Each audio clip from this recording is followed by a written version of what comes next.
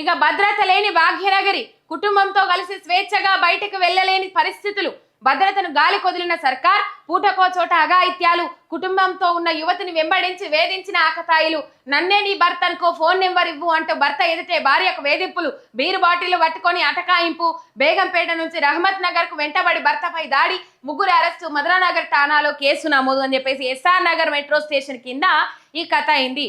భర్తతో నిలబడ్డది ఆడబిడ్డ, భర్తతో నిలబడ్డా కూడా ముగ్గురు ఆకతాయిలు వెంబడించి రహమత్ నగర్ దాకా వెంబడించి బీరు బాటిలతో దాడి చేసిరట. ఆ మహిళను నన్నే నీ భర్త అనుకో, నీ ఫోన్ నెంబర్ ఇయ్యి అని చెప్పేసి ఇలా కుటుంబ సభ్యులతో కూడా ఒంటరిగా బయటకు పడితే ప్రమాదాలు ఉన్నాయి అని చెప్పేసి తమ్మున్నో అన్నను లేకపోతే భర్తను ఎంబడేసుకొని పోతాం. ఒంటరిగా తిరిగే సిచ్యువేషన్ లేదు, ఒంటరిగా వెళ్ళడానికి భయం అవుతుంది అని చెప్పేసి ఆడపిల్లలంటే నమ్మకం లేక కాదు తోడిచ్చి పంపేది, బయట సమాజం మీద నమ్మకం లేక తోడిచ్చి పంపుతారు. ఇది ఒకటి మనం ఈ సందర్భంగా యాద్ చేసుకోవాల్సిన అవసరం ఉన్నది. ఇక తోడు అయినా కూడా ఇట్లాంటి ఆకతాయిల వేధింపులు తగ్గుతలేవంటే రాష్ట్రంలో law and order A range లో కంట్రోల్ తప్పిందో మీరు అర్థం చేసుకోవచ్చు.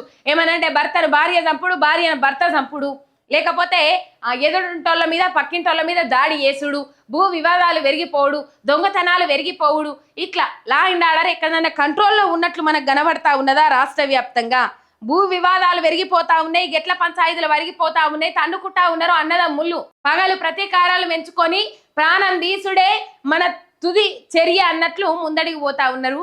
ఇగో ఈ సిచ్యువేషన్లు ఉన్నాయి. సరే, ఆ ముచ్చట పక్కకు పెడితే ఇలా ఆడబిడ్డకు రక్షణ ఏది? ఎక్కడ కనబడతా ఉన్నది? హోంశాఖను తన దగ్గర పెట్టుకున్నారు, లా అండ్ ఆర్డర్ కంట్రోల్ తప్పింది, ఈ ముగ్గురిని అరెస్ట్ చేసిండ్రు కదా.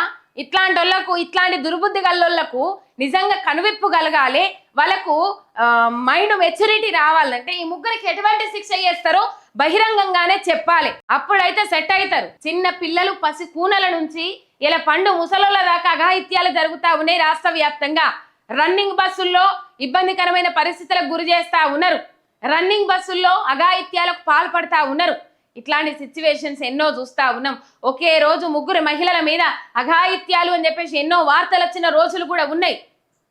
కన్ను మిన్ను గానకుండా ఎందుకు మెదులుతారా సన్నాసుల్లారా, దద్దమ్మల్లారా అని ప్రశ్నిస్తా ఉన్నాం ఇయ్యాల.